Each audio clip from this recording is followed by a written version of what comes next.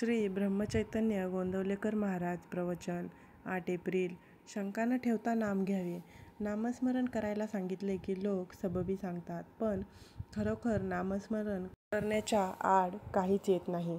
काम करीत असताना सुद्धा उगाचच इतर विचार मनात येतातच ना. मग तसेच नामस्मरण करायला कोणती अडचण आहे? उगाच दुसरे विचार करण्यापेक्षा भगवंताचे नाम घ्यावे हे बरे नाही का? वेळ सापडताच तो व्यर्थ गप्पा गोष्टीत न घालवता नामस्मरण करावे. श्रद्धा ठेवून करावे. 2 प्रवासी पायी जात होते. त्यांना भूक लागली. जाताना एक आमराई लागली. त्यांनी मालकाला विचारले, आंबे घेऊ का? मालक म्हणाला, 15 मिनिटात जितके आंबे खाता येतील तितके खा. दोघांपैकी एक होता तो मालकाजवळ चौकशी करू लागला, या शेताला पट्टी किती? मालक कोण? वगैरे पुष्कळ विचारपूस करू लागला. दुसरा मात्र भराभरा आंबे खाऊ लागला. इतक्यात 15 मिनिटं झाली. मालकाने सांगितलं, वेळ संपली, आता तुम्ही जा.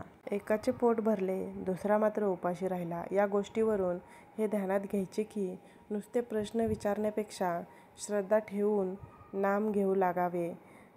नामाचा अर्थ आपल्याला जरी कळला नाही तरी तो भगवंताला कळतो. म्हणून नामाचे महत्त्व कळो वा न कळो, नाम घेत राहावे. ध्रुवाने काय केले? नारद वचनावर विश्वास ठेवून नामस्मरण प्रेमाने करू लागला.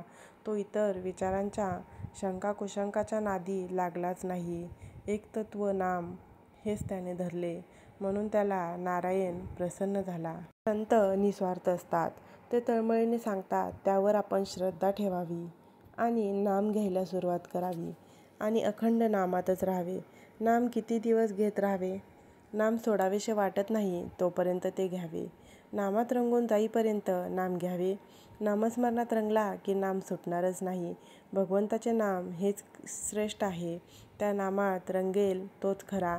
चरित्र विसरले तरी चालेल, पण नाम विसरू नये, कारण नामात सर्व चरित्र लपलेले असते.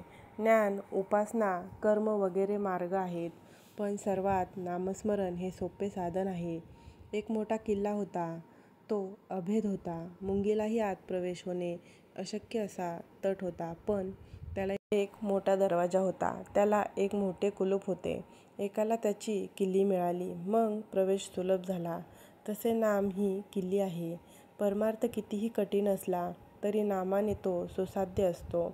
नामावर प्रेम आणि श्रद्धा बसत नाही अशी तक्रार करतात.